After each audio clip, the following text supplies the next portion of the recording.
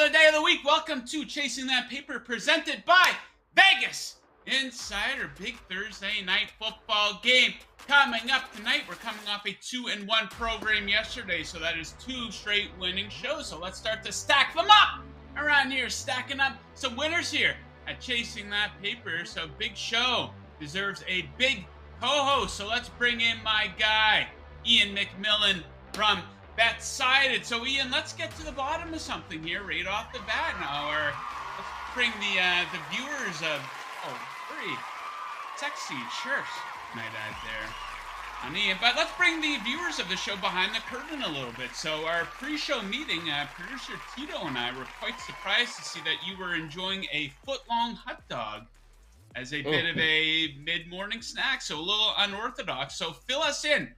Is the foot-long hot dog, is this a bit of a traditional mid-morning snack for you? And I must ask, how did you prepare the wiener? I love the title that Tito has given me this morning. Yeah, I like to boil my foot-long wieners, Joe. It is a weekly tradition I have on Thursday to mark the start of the new NFL week. Wake up in the morning, I boil it, a big old foot-long wiener. But with your recommendation, Joe, I now use a whole wheat bun. So I'm hoping that'll change some things up and maybe lead to some lost LBs. Absolutely. I love a gourmet wiener with a whole wheat bun. That is the way to kick off your Thursday. That is the way to kick off week 2 of the NFL season. So 4 total picks for the Thursday nighter, a little bit of Major League Baseball action. Let's get right into that action, Iain. We're going to start things off with, of course, the big game in Kansas City. We got the Chargers in town, and I'm going to take a shot on those Chargers at +4 in this game. Let's break it down. So check out this matchup in the Justin Herbert era. It's 2-2, and both of those wins for the Chargers came in Kansas City. Now, full disclosure, one of those was in Kansas City when they rested these starters in Week 17 of 2020, but still building a bit of a habit of going into Kansas City and picking up a W. Both of those losses, by the way, came in overtime. So very close games. They're very competitive with Kansas City, and they can keep this close, as they've done in the past. Now, the big storyline, of course, one of them is that, hey, Keenan Allen is out for this game. Yes, the Chargers will miss him, but the Chiefs are going to miss a few guys here, too. Now, their kicker, Harrison Butker, is out of the game. Some people might scoff at that, but kicking played a pretty big role in Week 1. One miss from the backup could be all it takes for us to cover this number at +4. And on their defense, first-round pick, cornerback Trent McDuffie is out of the game, too. He played pretty good in Week 1, and he will be missed versus a Chargers pass attack that's pretty damn good. And this Chargers offensive line can keep them in this game if it becomes a shootout. Kept Herbert clean in Week 1. He wasn't sacked once. So I like his chances of picking apart a below average at best Kansas City defense. Iain, what are you looking at for the Thursday nighter here? Yeah, this one might be the squarest play of the night, but it's the one I'm going to back. I think it's the right side. I'm going to take the over 53.5. I think we're going to see some points in this game tonight. I think we're going to see a shootout. So let's start off by talking about the Kansas City Chiefs offense, which was by far the best offense in the opening week of the season. Led the NFL in yards per play at 7.4 and in points per play at .667. They also converted 62.5% of third downs, which was the 4th best mark in Week 1. If they can get even close to that level of production tonight, we are going to be well on our way to cashing the over. And the Chargers also, pretty good offensive week last week. They scored 24 points, which pushed them inside the top 10 in Week 1 results. And let's not forget, this team also finished 5th in points per game last season. So we know this. It's obvious. We know that Justin Herbert and this offense can score. And Joe, you call the Chiefs defense average at best. I'd just call them bad, to be honest. I do not trust this Kansas City defense. They were all right against the Cardinals in Week 1, but they were a bottom 5 defense last season. And as you mentioned, Joe, Trent McDuffie is out for them now. So that's going to hurt an already shallow unit. So give me the over 53.5 tonight.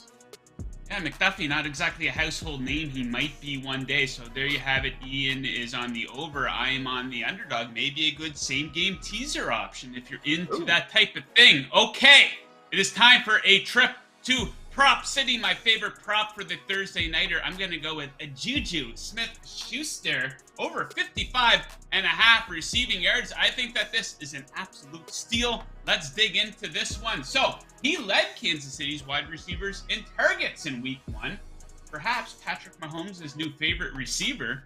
8 total targets in that game. Off those 8 targets, he had 79 yards. And here's the thing. Those 79 yards all came in the first half of that game versus the Cardinals, as you recall. Quite a bit of garbage time in that one. And a track meet is expected in this game. This is the highest total of the week. These teams will be zipping up and down the field. Expect a Juju Smith-Schuster to go over 55.5 receiving yards. Ian, you got your eyes on a running back. What do you got for us? Yes, a rushing total prop for tonight. Going to go Austin Eckler over 53.5 rushing yards. First of all, I'm not going to overthink the fact that Austin Eckler only gained 36 yards on the ground in week 1. Let's not forget, he averaged 56.9 rushing yards per game last season, which is a few yards over his set total for tonight. Not only that, but he surpassed his total in both games against the Chiefs last year. He ran for 55 yards against them in week 3, 59 yards against them in week 15. And like I mentioned earlier,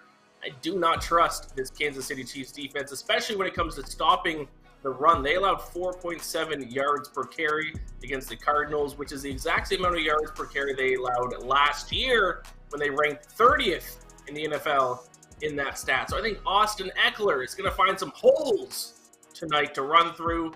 Eckler over 53.5 rushing yards.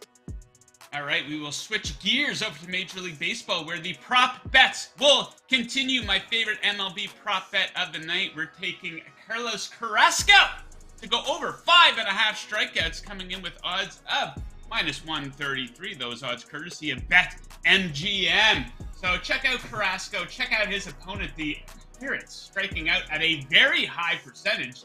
The 6th highest strikeout percentage versus righties for the last month. Expect a long outing versus a weak team. This game sets up beautifully for Carrasco against a Pirates offense that's 24th in WRC class versus righties over the last month. And long outings equal lots of strikeouts for Carrasco. Check out this stat. 9 of the last 12 times he's thrown at least 5 innings, he's had at least 6 strikeouts. Give me Carrasco over 5.5. Ian, bring it home for us, baby. What do you have for your favorite baseball prop? Yeah, another pitcher prop. This one I'm going to go under, though. Under 6.5 strikeouts for Lance McCullers. And we're getting this at plus money, which I find surprising because Lance McCullers has only played in 5 games so far this season, and he's only surpassed this strikeout total once. And the one time that he did surpass this strikeout total is against the Los Angeles Angels, who quite literally have the highest strikeout rate in Major League Baseball. Now, the Athletics, to be fair, not great in that area, but they certainly aren't as bad as the Angels. They were in 20th in strikeout rate, which is 3.5. Their strikeout rate is 3.5% better than the shitty Halos. And we already have an example of McCullers pitching against his A's team in his earlier start against Oakland this season. He recorded just 5 strikeouts in 6 innings pitched. Once again, I do not know why this prop is at plus money, but I will take advantage of it tonight. Lance McCullers under 6.5 strikeouts. Ian is falling into the classic trap bet. It's a trap! Falling for that plus money. It is a trap. No, it's not a trap. I like Lance McCullers. I like him in a big spot in the playoffs, but I'll go against him tonight because I am, of course, on team chasing that paper. So we'll back Ian on that one. Okay, so there you have it, guys. 6 total bets. If you like the show, if you like these bets, if you've been winning a little bit with us, do me a favor. Hit that like button right below you there.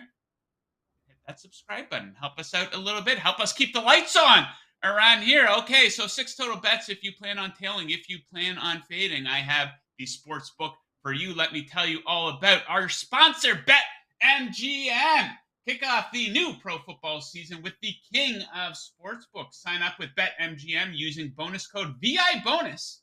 And your first wager is risk-free up to $1,000. That's VIBONUS, all one word, no spaces, and your first wager is risk-free up to $1,000. Visit BetMGM.com for terms and conditions. You must be 21 or older. BetMGM, the king of sportsbooks. Do you think BetMGM would hook us up, Ian, and allow Jamie Foxx to come on the show? Get his favorite parlay for the weekend, perhaps? I think that'd be a great idea. I love Jamie Foxx. Who doesn't? I like his performance in the movie Collateral with Tom Cruise. Ooh. That's a movie that's not on the radar of a lot of people. Very underrated. Check it out this weekend if you have time. Okay.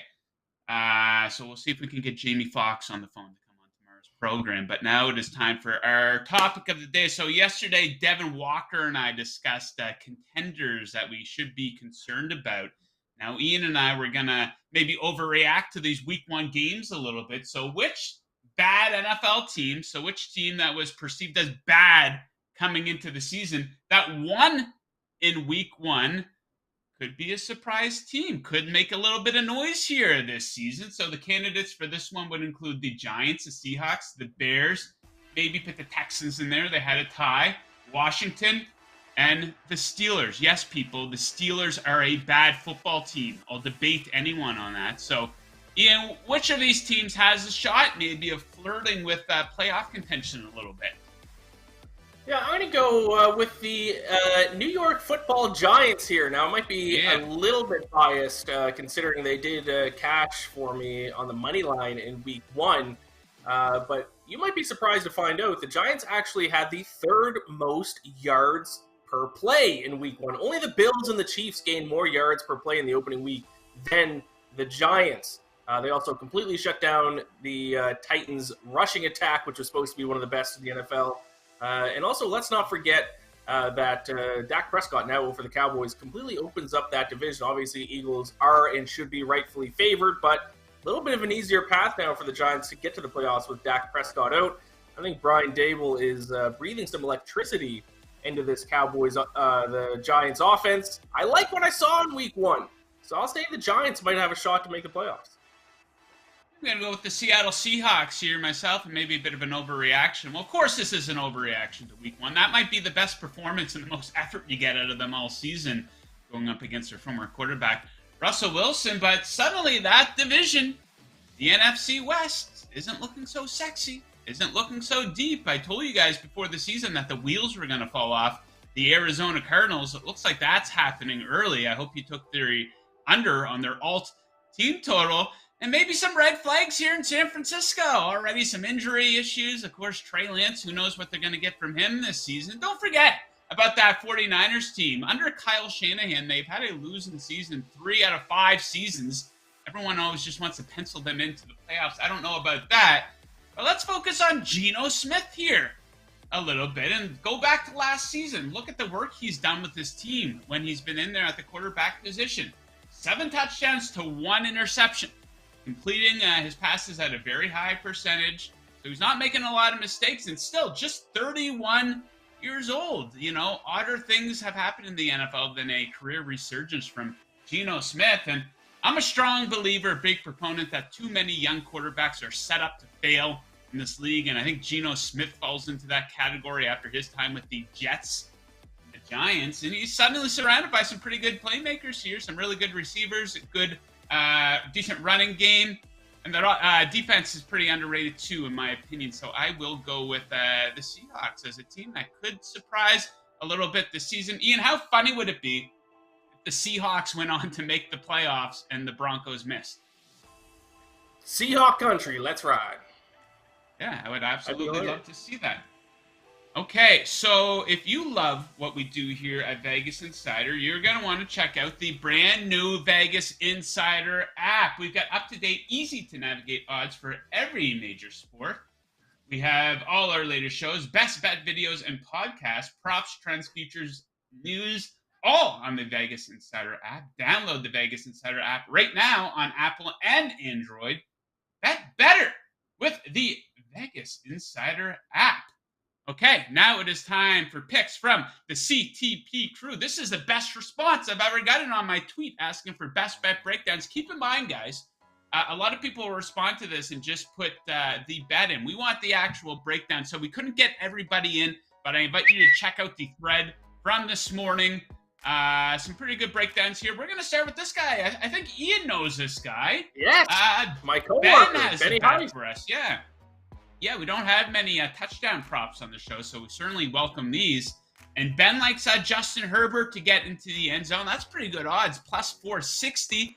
Sprinkle 30-1 for first touchdown. Yeah, I'll do that. So he's rushed for a touchdown versus Kansas City in 3 of his last 4 games. Scored Chargers first TD in 2 of the 4. So touchdown prop. Shout out to Gilles Gallant, by the way, and good luck to Ben on that one. Tristan in Jax. He likes the Jets plus 6.5. Flacco in his career, 17-3 versus the Jets. I think he means to say 17-3 versus the Broncos, albeit with the Ravens. The total is just 40, and QB play is equal. Plus, Browns coming off an emotional win versus Baker last week. Screams letdown.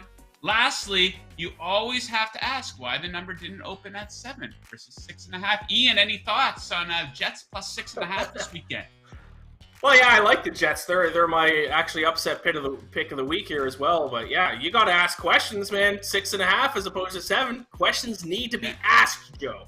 Yeah, you got to be suspicious. So good luck by our guy Tristan there. Here's a guy I recognize from the Twitter world, Birdman. Give this guy a follow. He's kind of going against Ian here a little bit. He likes under Eckler's rushing attempts, 12.5 at even money. Michelle and Kelly were involved last week with 11 carries combined. Game script plus no Keenan Allen should translate to less attempts and more passing work for Eckler. Additionally, he's only hit this in 1 of 7 versus the Chiefs. So I see a path where both Ian and him can win their prop bets. So we'll hope that happens. Producer Tito, what do we got next? Mikey, another one of my guys there from the world of Twitter. So a little bit of Major League Baseball action. Get that baseball still going on. Some good looks here. So first 5 inning Reds team total. I like these bets. Over 1.5 plus money plus 115. And also the full game team total over 2.5 minus 140. So in the last 12 months, Cards, Miles Mikolas has faced Cincinnati a couple times there. Here's the stat line. 27 hits, 18 earned runs. 8 walks, 7 home runs in 2022. He's getting lit by them as well. Now, he's been pretty good at home here, as Mikey points out, but absolutely worth the shot there on the Reds. Good look there, like that first 5 team total. And we'll wrap things up with Sean Mitchelson, who spit out a couple winners for us here in this segment. Travis Kelce, over 79.5 yards, minus 102. The Chargers gave up 191 and 104 to Kelce last year, 79 to Waller last week on only 6 targets. Kelce will see double-digit targets tonight. Hey, that might be one of my favorite ones. Might be my favorite out of what those guys mentioned. Any of those stand out to you, Ian? I like that Travis Kelce one quite a bit for sure. I mean, yeah, with no Tyreek Hill, he's definitely emerged as Patrick Mahomes' number 1 option in the passing game. So, yeah, I think Travis Kelce gets a lot of targets, a lot of yards, and probably a touchdown, maybe 2. All right, there you have it. And now it is time for our Handicapper Heat Check presented by VegasInsider.com. Of course, your home for the best expert picks in the business since 1997. Today, we recognize Vince Atkins, who can be found on Twitter at SB Breakers. Vince destroyed the books last week, going 10-0 in college football on Saturday and had an 8-2 NFL. Week 1, that's pretty good. I wish I went 8-2 last week. Get Vince's Thursday Night Football winner or sign up for his all-access subscription by visiting VegasInsider.com/picks. That's your Handicapper Heat Check. Betters, stay hot. Okay. I got a note here from my production assistant. Got to read one of these off, I guess. Our very own Joe Osborne will be appearing on Court TV this afternoon. These aren't supposed to be about me.